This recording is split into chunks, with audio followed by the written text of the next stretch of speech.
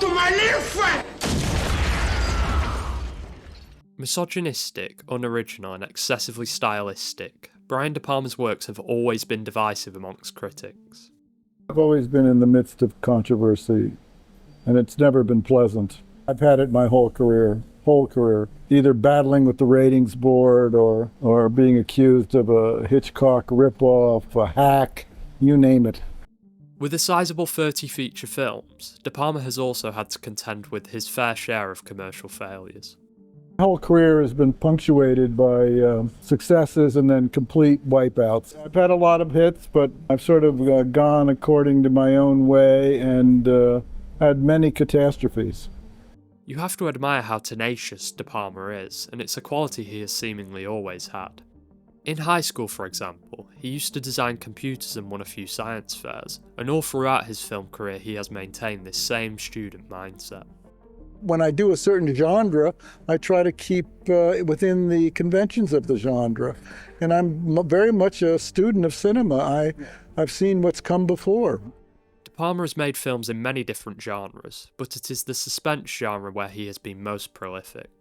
I've always used suspense and action and horror in many ways because when you're trying to learn the elements of the form, you are drawn to those particular genres. Suspense movies and mystery movies are driven by essentially visual ideas. And very much like you were a silent filmmaker, you have to not rely on spoken word in order to tell your story. And I became very successful at it.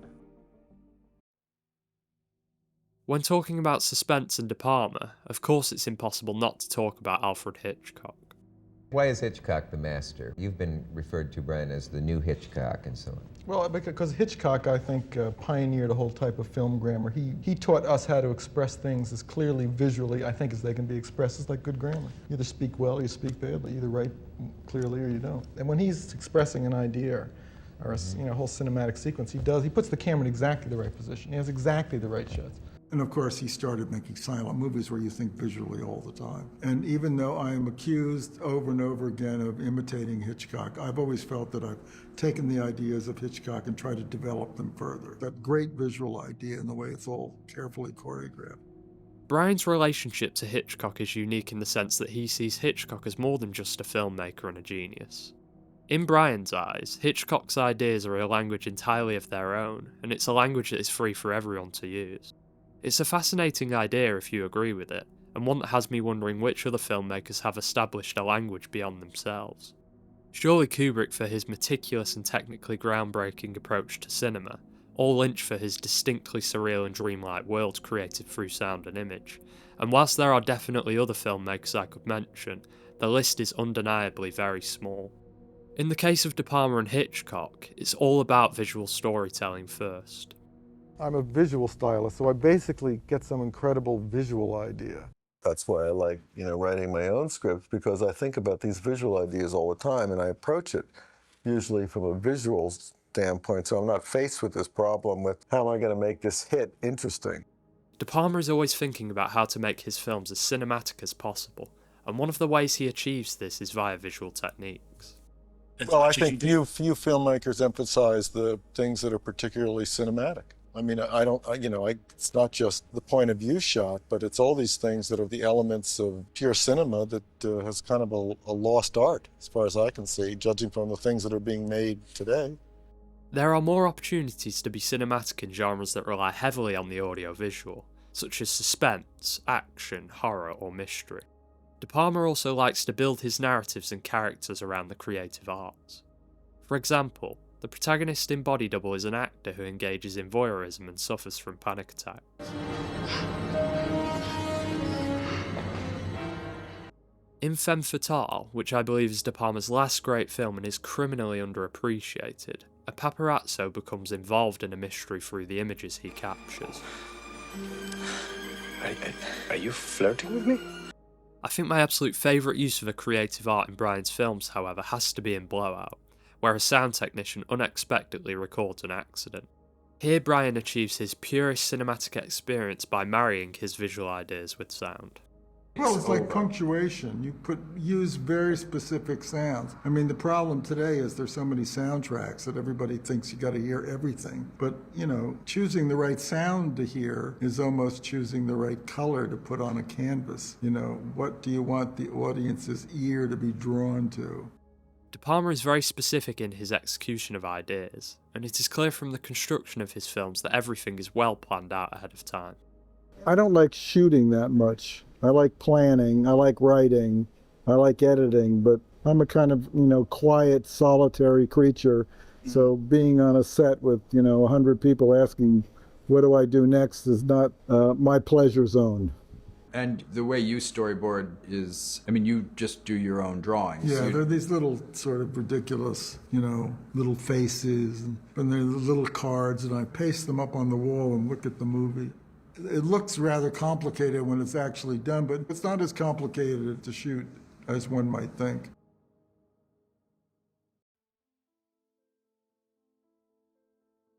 Great movies, I think, are always made when you get a great group of talents, like the Renaissance, together in the same place at the same time. Emerging as a leading member of the new Hollywood generation alongside his close friends Scorsese, Spielberg, Coppola and George Lucas, De Palma has worked with some of Hollywood's finest talent over the years. Many of Brian's most well-known films, such as Mission Impossible, The Untouchables, Scarface and Carrie, were written by others. No, I always liked working with other people's material. It got me away from the particular ideas I had so they could mature and maybe I'll get a better idea. But I worked with some great writers, and they were terrific screenplays, so it's good to just go out and direct. De Palma also worked with Paul Schrader on 1976's Obsession, and amazingly passed on the script for Taxi Driver. Schrader gave me the script because he liked Sisters, had written a nice review of it, and we became friends. And he gave me this script, and I remember reading it in the house I was staying at over the Christmas holidays. And it was an extraordinary script, but I had a picture, sitting on a shelf called Get to Know Your Rabbit. I was trying to make a commercial picture. And I read Taxi Driver, I said, this is insane. How can you make this commercial? Why will anybody go see this? And I gave it to Marty, and he saw something in it. They never thought it was going to be commercial. They had a hard time getting it on. And only when Bob, out of Godfather 2, was such a big star, they said, okay, you can make it, but, do it at a price. Because they never thought it was going to be commercial. Although De Palma didn't direct Taxi Driver, he shares a special connection of his own to Robert De Niro. You did the first film with De Niro. Right. First time he did. Graduate school. Yeah. The Wedding Party. Yes. Did you see greatness? No, you saw a young actor. I saw a talented young actor. Yeah, exactly. Yes. I have a long history with Bob, and Bob's very shy. Really? So, yes, he's very shy, but he has a kind of rapport with me because I've known him when he was a kid, basically. De Niro and De Palma would further collaborate on 1968's Greetings, which marked De Niro's first major role in a film. In Greetings, De Niro plays an aspiring filmmaker and peeping Tom named John Rubin, whom he would later play again in 1970's High Mom. Both of these films were shot with very low budgets, but even in these early films, De Palma's gravitation towards cinematic storytelling is obvious. High Mom in particular opens with a point of view shot, and features the use of various cameras, telescopes and extensive TV footage. These cinematic elements are emphasised over De Niro's character, and at this point in his career, Scorsese was certainly more suited for a film like Taxi Driver. I think Marty gets these incredible performances from actors, mainly because he spends a lot of time in developing kind of very deep character relationships. My movies tend to be so much function on a kind of stylization and a kind of cinematic storytelling. They don't depend on the character scenes as much as Marty's movies do. And I wish my movies were more like Marty, and maybe in some cases Marty wishes his movies were more like mine. We have very different attitudes when we attack material. This interview from The Dick Cavett Show originally aired in 1978, but De Palma's relationship to character changed after this point. I would say the most defining experience about Scarface was my first opportunity to work with a truly great actor. Working with Al, he's like an incredible talent. Scarface is very much a character-driven piece, and its direction is built around Al Pacino and his larger-than-life performance as Tony Montana. You know, Al's worked with all kinds of directors in all kinds of different forms. He's kind of self-contained. You know, he's one of those great actors that, you know, you sort of let them do what they do and, you know, try to get the cables out of their way and watch what they do and figure out a way to maximize what they're doing with the placement of the camera. I remember once when I was doing Scarface, I mean, I had this scene in this office where Al has to confront one of the drug kingpins, and he was having problems with it. And we'd rehearsed it a lot, and he has to shoot this guy, and there was something about this that didn't work for him. And we went back, we rehearsed it, I couldn't figure it out, and then by the way he was moving, I could see that he didn't have enough space in the set to play the scene. It was as simple as that. He wanted to do something that the space didn't allow him to do, and then we just built the set about 3 times bigger, and then he did this scene brilliantly. By remaining flexible and placing his full trust in Pacino, De Palma created the perfect space for him to perform, and what an iconic performance it is.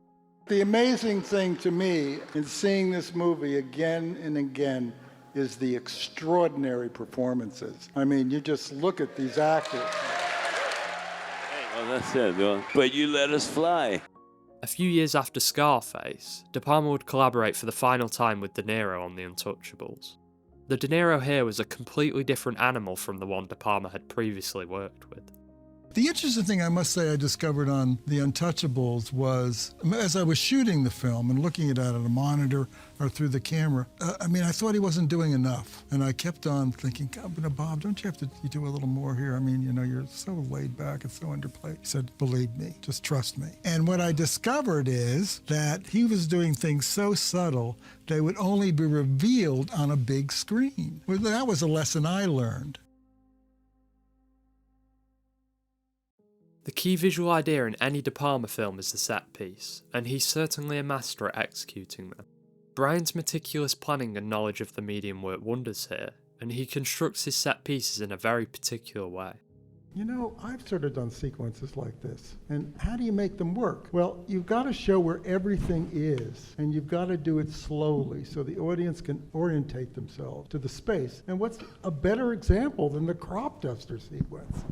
I mean, and you've got to be able to do it slowly. You have to slow down the pace of the movie. When you think about any of the great De Palma set pieces, he always takes his time establishing the geography of the scene.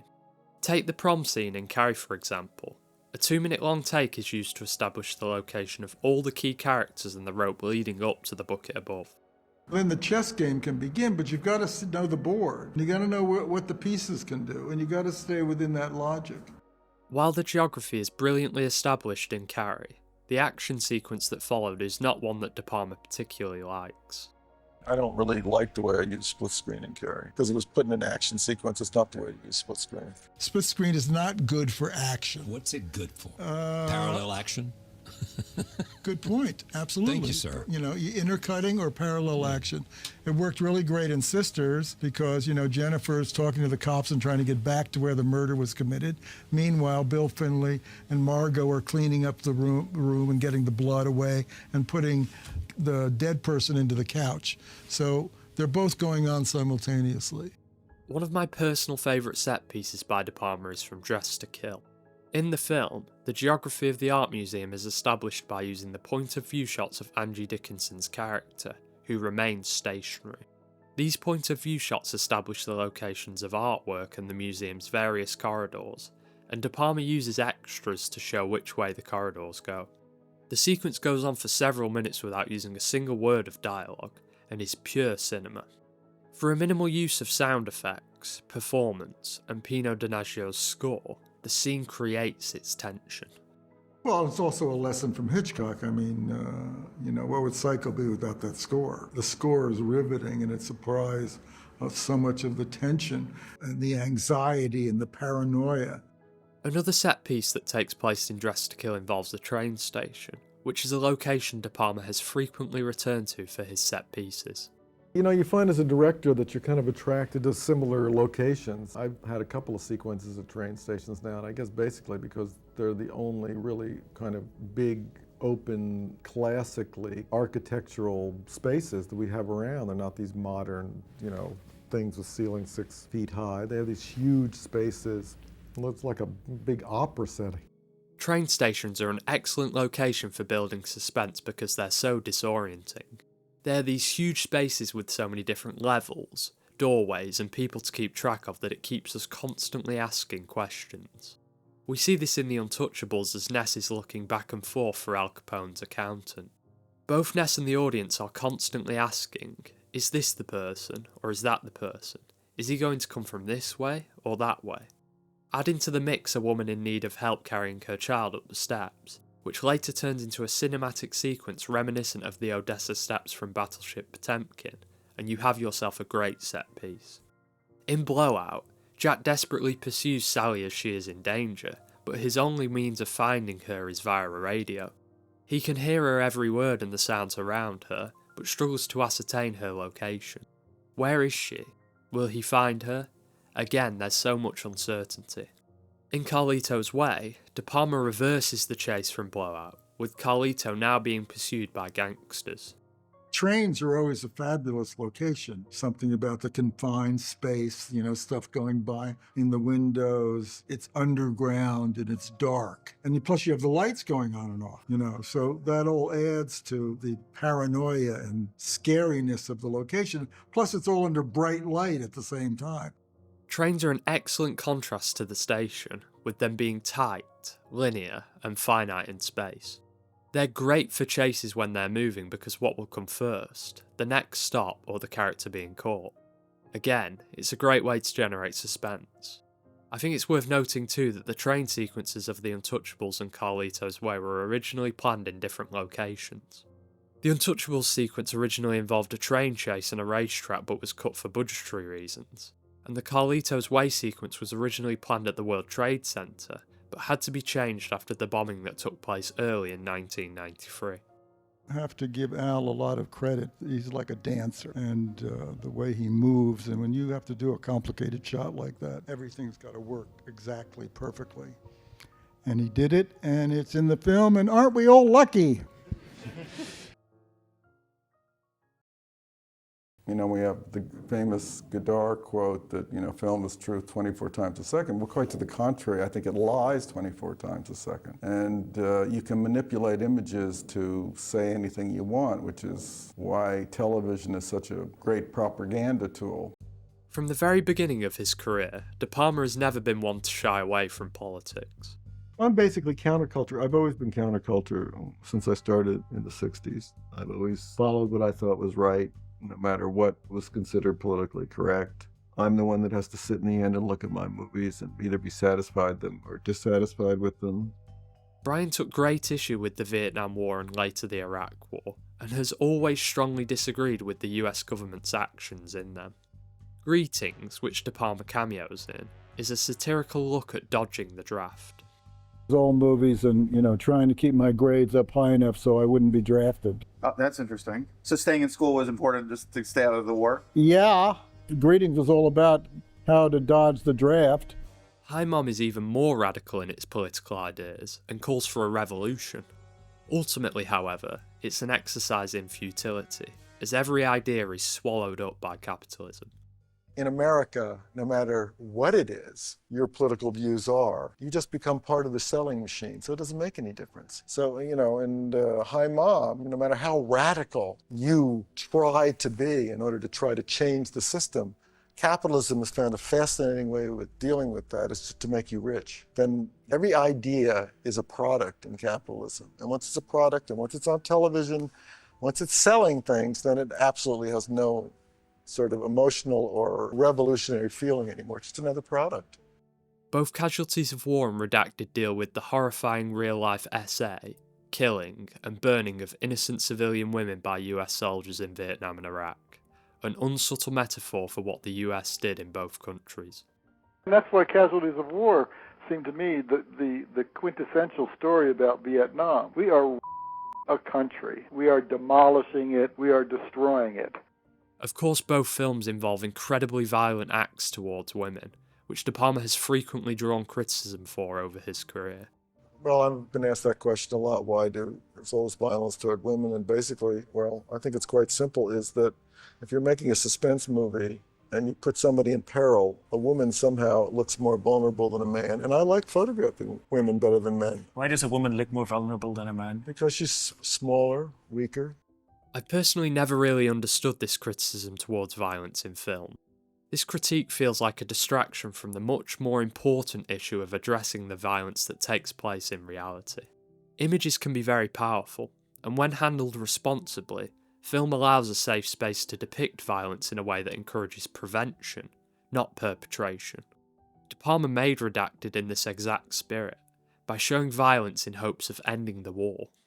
You make no secret of the fact that the single most important objective in making this film for you was to inspire an end to the war. Yeah, because we don't see any of this stuff. This is why everybody's getting so steamed up about the film. They're like horrified about how could soldiers be this way and how can you show these pictures? Well, I lived through Vietnam. I saw all this stuff over and over again. And it's just how well the Pentagon has kept all this stuff away from everybody that they're seemingly so shocked by it now. I also think it's incredibly problematic to try to ascertain an artist's thoughts on women based off of their depiction in their stories. How a woman is portrayed in a film is not a representation of the artist's view of all women, but rather the view of that particular woman in that particular story. De Palma or his work doesn't appear misogynistic to me, and if anything, it's quite the opposite. Some great cineast once said that the history of cinema is about men photographing women, and I think that's pretty much true. I've made stories with lots of men in them, like The Untouchables or Scarface, but if you're interested in beauty, you're interested in photographing women. I think women can be incredibly strong, and their sexuality can be incredibly powerful. I don't think there's anything wrong with a woman making herself attractive and using those powers in order to captivate your eye. I also think De Palma is more empathetic than people give him credit for. The way he talks about casualties of war and the horrific events in that film is deeply upsetting. It's a very sad movie. I can't listen to that score, and it's difficult for me to watch.